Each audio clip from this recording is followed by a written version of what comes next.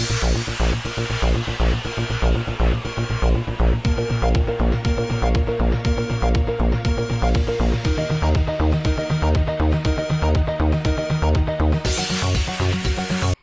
Commissioner of police west zone Hyderabad AR Srinivas ने ACP गोशा महल नरेंद्र रेड्डी इंस्पेक्टरान व सब पुलिस जवान के हमरा शाह इनायतगंज मंगलाट हबीबनगर व कुलसमपुरा पुलिस स्टेशन हुदूद में फ्लैग मार्च किया।